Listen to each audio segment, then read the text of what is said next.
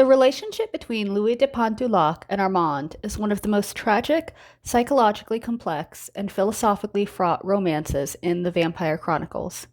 In theory, their union had the potential to be deeply enriching for both, a meeting of loneliness and intellect, of old world spirituality and modern existentialism.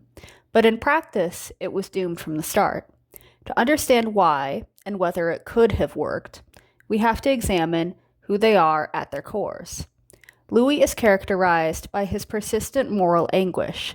He is a vampire who never fully embraced what he is, always clinging to the remnants of his humanity, plagued by guilt and introspection.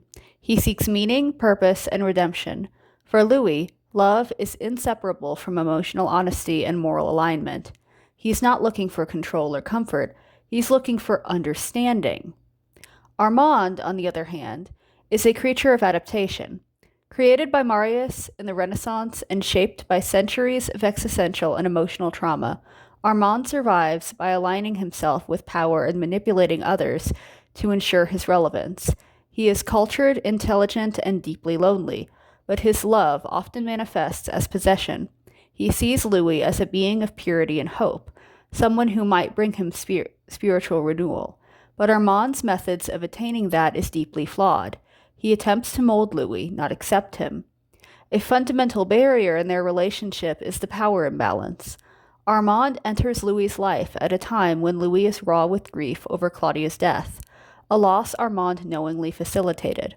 Rather than allowing Louis to grieve and process, Armand offers himself as a philosophical and romantic alternative, effectively positioning himself as both savior and replacement.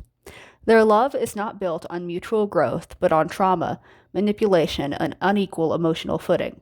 Armand wants Louis to be healed for him, while Louis wants to be accepted despite his wounds. They talk past each other, philosophically and emotionally, again and again. Where Louis is forever in pursuit of meaning, Armand has abandoned that search. He is a nihilist who flirts with the idea of salvation, but does not truly believe in it. Their relationship is haunted by their inability to agree on what it means to be a vampire, or even what it means to love. Armand wants Louis to shed his guilt and embrace the vampire nature, to find eternity beautiful and freeing. Louis wants a partner who understands the gravity of his moral struggle and who shares in the pain rather than denying it. Their emotional needs are incompatible. In a different context, if both had met at different points in their mortal lives, under conditions of more equality, honesty, and mutual respect, perhaps their relationship could have worked. If Armand had been capable of true vulnerability, and Louis of greater emotional openness, they might have forged something genuine. But that would have required Armand not orchestrating Claudia's death, Louis being in a state where he could love again, free of trauma, both partners being emotionally honest about their intentions and needs, and a relinquishing of control on Armand's part, and a relinquishing of guilt on Louis's. In other words, it could have worked, but not as they were. The tragedy of Louis and Armand isn't that they failed, it's that their failure was inevitable, even while the potential for love simmered just beneath the surface. In a different universe, with different wounds, their relationship might have been transcendent. But in the story Anne Rice told, their romance was a meditation on loneliness, control, and the impossibility of salvation through another person.